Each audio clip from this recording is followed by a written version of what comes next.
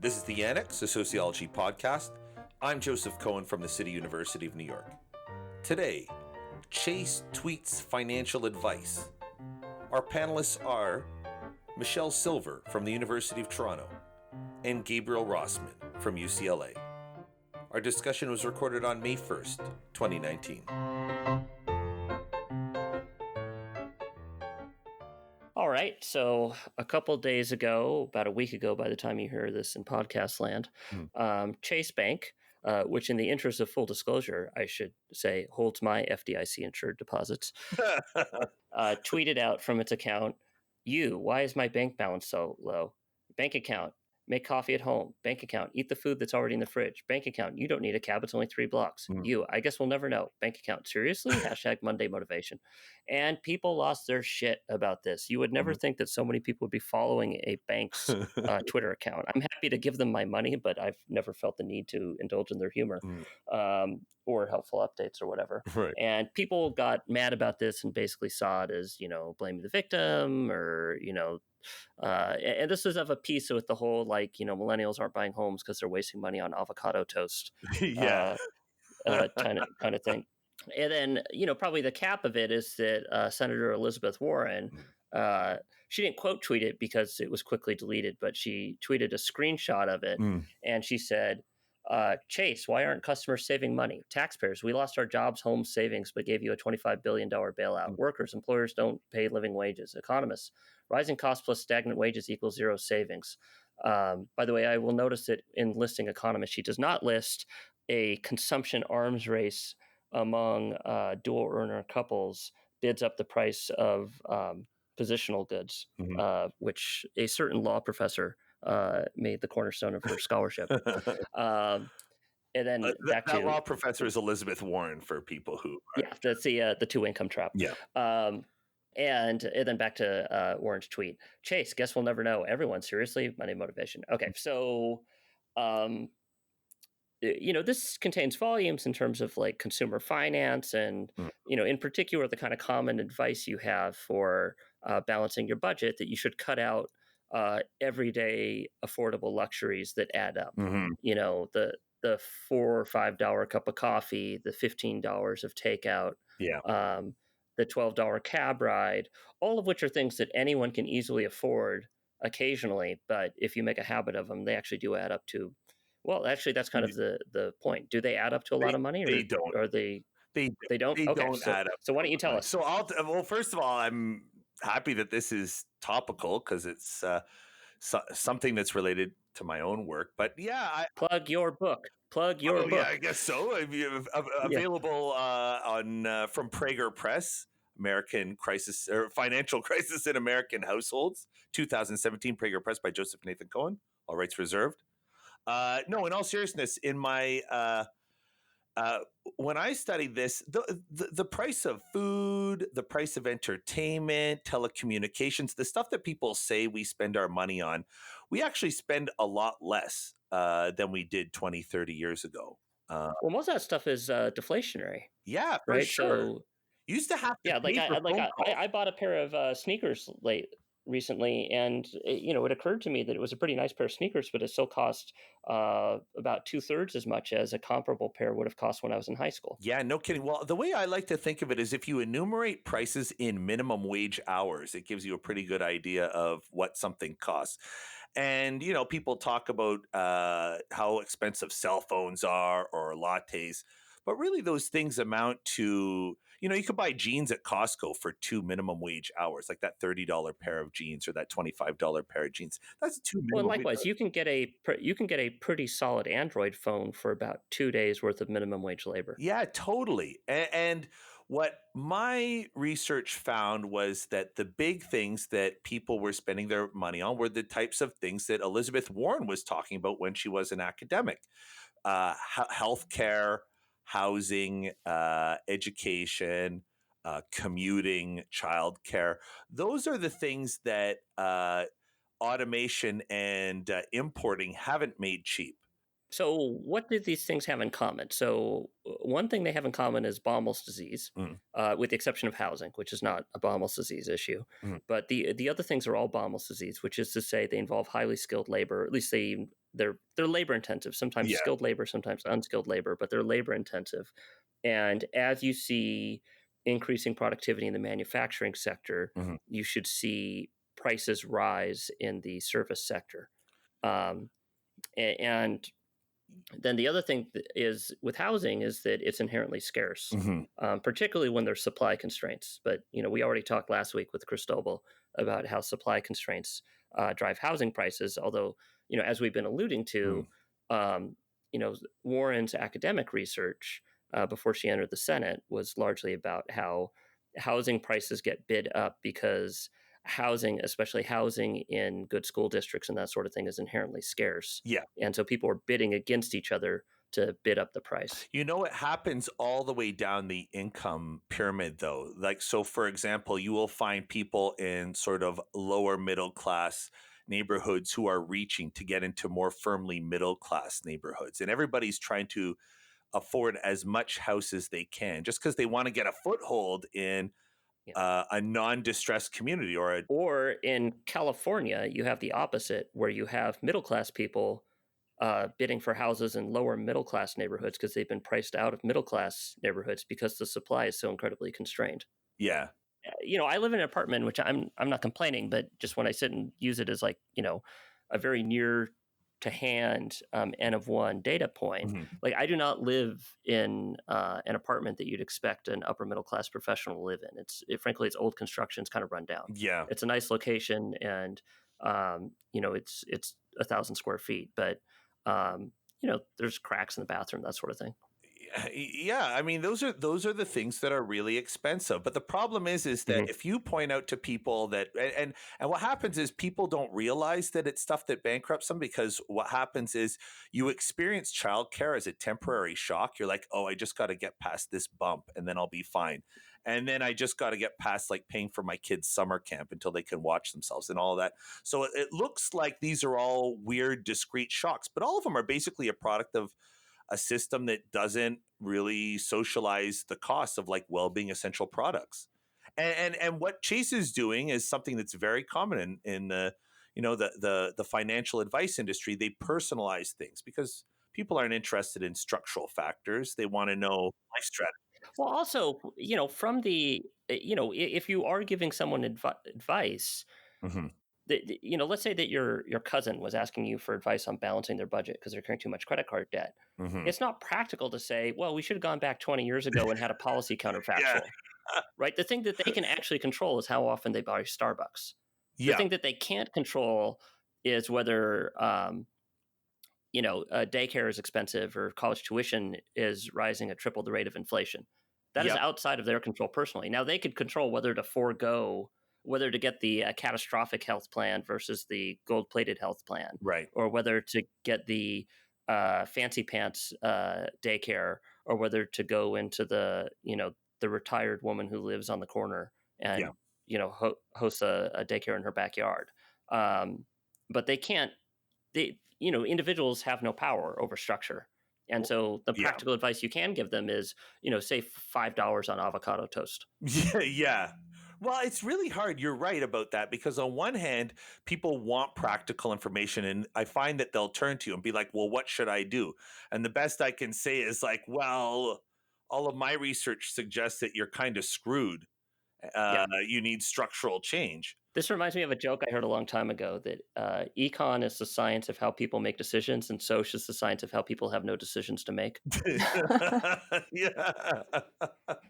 Well, I think that's part of it. It's discouraging and dispiriting, but like I was glad to see that people now pick that out for what it was, because when Elizabeth Warren first made those arguments in the early 2000s, it was seen as a very novel point of view, and it goes to show how much of a lack of faith has sort of filtered down into the culture with these types of easy. Well, you're saying since she made those arguments in the early 2000s, which implies that she's making the same argument yesterday that she was Mhm. making 15 years ago when she was a law professor. And I think there's obviously some things in common, but there's also some differences. I mean, she so she's making this like populist thing about the Like the bank bailout. bailouts. Yeah. Yeah, whereas I don't think it's actually clear that bank bailouts hurt the average consumer, right? Because Yeah. the bank bailouts were mostly in the form of loan guarantees, and those loan guarantees were basically repaid. Um, so, aside Yeah. from incentivizing risky behavior on the part of the banks, they didn't actually cost the taxpayer that much. And the counterfactual, where the banking system collapsed, would have been pretty Yeah, it would have damaging to been the. very bad.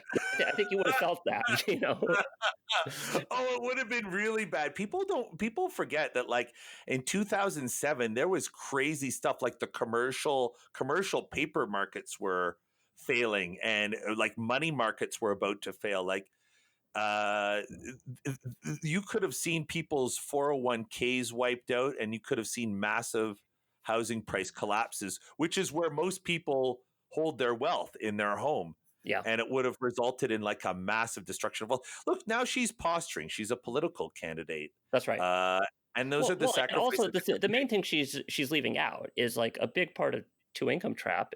I mean, it's right in the title, right? Mhm. She's basically saying, I mean, in some ways, the upshot of two income trap is extremely conservative, right? And it's basically Mhm. saying we were better off when we had male-headed households with stay-at-home moms, and but there's no way that you could say that even running as a Republican, let alone as a Democrat.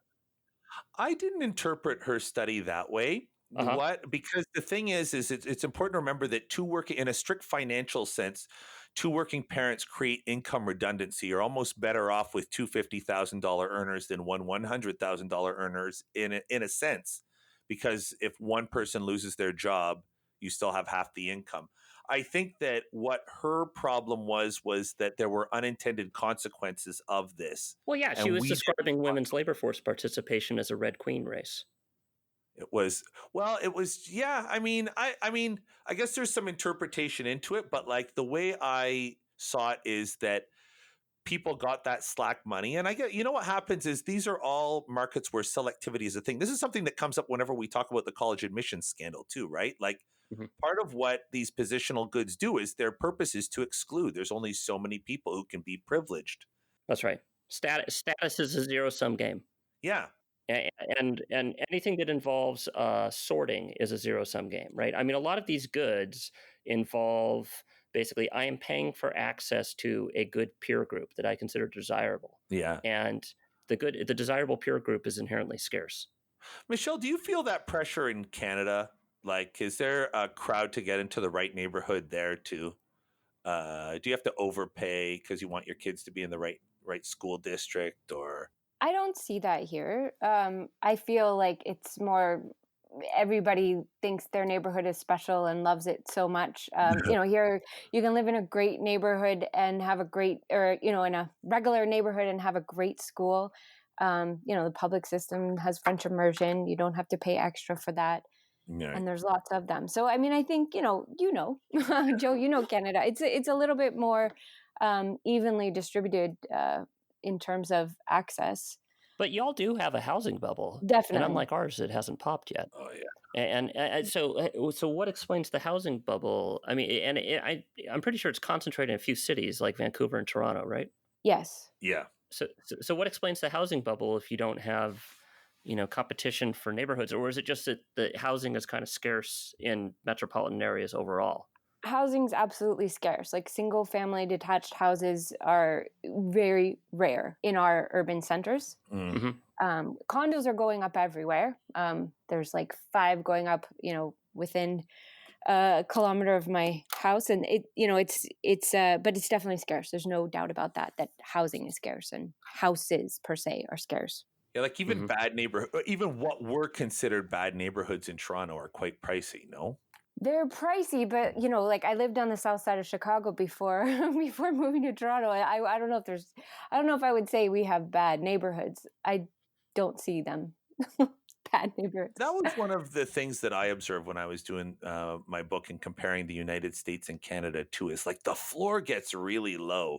And so I feel like everybody's more desperate to be not poor here than they are there. And some of that, I think, makes this struggle of everybody trying to. Well, it makes sense, right? Because America has a higher crime rate than Canada. And to the extent that crime is concentrated in low-income neighborhoods, it would, make it so that you're more, it's more scary to end up in a poor neighborhood in the United States than in Canada. Oh, but there's so much more, right? There's crime. There's also like, are your kids going to have sports and art if they go to the poor neighborhood school? There's also like, when the financial crisis happened, poor neighborhoods, their housing values got hammered the most because there were the most number of people who would default who shouldn't have been there in the first place. I also think there's just less on the extreme end, like to go back to the discussion of luxury goods and services, like when I go to the grocery store, there just isn't, there's options, but there's not a million options the way, when I go to the US and I go to the grocery store, it's an overwhelming experience just to, pick one shampoo or one ketchup, right? Yeah. There's like so many options. You're just saying that because the brands are less familiar. When I go shopping in Canada, I'm like, what are these products I've never heard of? What's Rogers Wireless? I've never heard of that. And is it overwhelming? Do you find that overwhelming? No, because I'm an American. I was born in consumerism, molded by it. By the time I saw I mean, store I was brand, too. I was already a man. I'm from Los Angeles, where like the consumer goods are endless. But but I would say that there's definitely a tighter range here, and there's more just sort of medium good. Medium is going to be good enough. In any case, I didn't like that Chase thing, and I would say to people, like, if you're hearing this, don't let people put this on you, or don't let people put this on like irresponsible. Well, there are people who spend irresponsibly, but the vast majority of Americans are actually quite good with their finances. Like very few. I was surprised when I looked at the data how few people are in credit card debt, for example. Well, and also the thing that all this consumer advice overlooks is that a big source of going into debt is either A, emergencies, or B, the demands of kin who you feel you can't turn down. Yeah. And so Fred Wary, who we really should have on sometime. Totally. Oh my God. He's been working with consumer finance for poor people for a couple of years now. And, a big part of it is, which, appropriately enough, because he was Viviana's student, is basically how to say no to your deadbeat relatives, which is really awkward, but also really important for, poor people's consumer finances. And you make a good point that spending is personal, right? So to what extent is like some big corporate company giving me very personal lifestyle advice have any impact? Yeah. I would argue that most people are sort of like, can you please stay out of my private choices? Well, they're not tweeting, screenshots of your checking account. Saying, that you, Elizabeth, went to. I'm sorry, eat the food that's already in the fridge. I mean, it seems like, I don't know, it makes me wonder. Like, you heard about Amazon's Alexa-powered microwave and how they're going to like link up so that we can, the microwave can tell how many bags of popcorn you're making and then order it and then just like put it in your queue for you. And makes me wonder, like, what is my bank attached to my refrigerator? Yeah, right. Well, it will be soon enough. Yeah. Well, I don't know if they'll necessarily sell that data to Chase, but you're right that Amazon, which, I don't know about you, but Amazon accounts for a pretty high proportion of all my consumer spending because it's just so convenient. It's actually easier for me to just order something on Amazon. If I'm in the store, it can be easier for me to pull up my phone and order it on Amazon than to find the item on the shelf. That's how convenient. And it's probably going to be cheaper too. Yeah, that's right. But the sheer fact of how much consumer spending we do, and then on top of that, like you said, Amazon is pushing very hard for people to have, I don't know what you call them, but basically smart speakers in your home. I personally won't have one because I don't want it listening to me. And there's been all these things where people have shown that they retain the recordings and, it gets false positives and they're not very well secured. Did you guys follow this thing about, it wasn't a Amazon product, it was a similar Google product where a family was using a Nest camera as a baby monitor, and this kid who was, I think, 3, so basically an older toddler, was telling her mother that there were monsters talking to her at night. And then the mother came into the nursery one night and overheard pornography being played over the baby monitor speaker. Oh my God. And Wow. and it turned out that somebody had hacked the Nest camera. And then I think this was in the Washington Post about a week ago, 2 weeks ago by the time you hear this. And, they'd hacked it, and, then they interviewed Google, and Google said, like, well, they didn't have multi-factor authentication turned on. And then the person's like, yes, we did. And then it was talking about more broadly that these devices are insecure by design, because if you make it secure, the average consumer won't be able to set it up. Right. I mean, you just want to be able to ring your fucking doorbell. Yeah. You don't want to have to authenticate it with a cell phone text message. Yeah, well, I have speakers all over my house, and I live by them. My wife made me take it out of our bedroom, though, and I guess that sounds like it was a good idea. I will say one last thing on the Chase thing. If I were to guess what's going on with Chase, I would guess that marketing is targeting people who are already well off, and they are feeding back a piece of advice that the intended audience would want to give to young people. I don't think it's that strategic. I think it's just they have some social media intern who's some 25-year-old kid, and it's just, trying to come up. I don't think that they, planned this like it was the Normandy invasion and are like, we're going to pander to our upper middle class consumer stereotypes of the poor. I think it's just like, we got to put out tweets and we got to say something. The social media kid was churning out content. Yeah, you're overthinking what some 25-year-old communications major is doing. Just as long as they keep it like unlinked from what's in my refrigerator and then from my healthcare possibilities, then I guess they can do what they do. I think that's a tall order, Michelle. Or you could always just make really random purchases just to keep them guessing. Just confuse the algorithm. Like, why did she buy 400 road flares? Yeah, and then you'll be watching road flare advertisements for the rest of your internet surfing life. And you know how I know that? Because when I'm on the net, you should see how much My Little Pony crap and garbage like that gets advertised back to me. You know how what drives me crazy about that is normally I don't care. I figure like, well, if I'm actually shopping for something, I kind of like seeing the ads for it if I'm actually thinking of it. But when you're giving a presentation in class and for some reason you have to show something through your web browser, and then it's like, and then all your students are like, why is he into My Little Pony? Always incognito mode in front of class. That's right. Always Listeners, if there's nothing else you get from this segment, it's use incognito mode. Well, you know what's funny about that is last time I used a web browser in class, I was showing them Oracle of Bacon, right? So that they could see how many degrees of separation 2 actors are from each other in the Internet Movie Database. And I did it in incognito mode specifically so it wouldn't show my personalized ads. And it's showing like Ashley Madison ads. Well, that's probably what's popular. Yeah, and I said to them, look, this is incognito mode. This doesn't reflect my personal browser history. This is just the default for, a generic scumbag, not me, personal scumbag.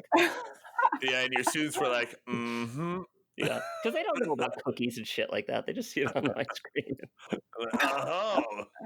Still waters run deep, Professor Rossman. Yeah, that's right. Right. Well, my stuff that shows up is all about like death and mortuary funeral homes and retirement. That's what shows up for mine. So I guess, but I don't mind when it's convenient, but that kind of stuff is not necessarily. Grim Professor Silver.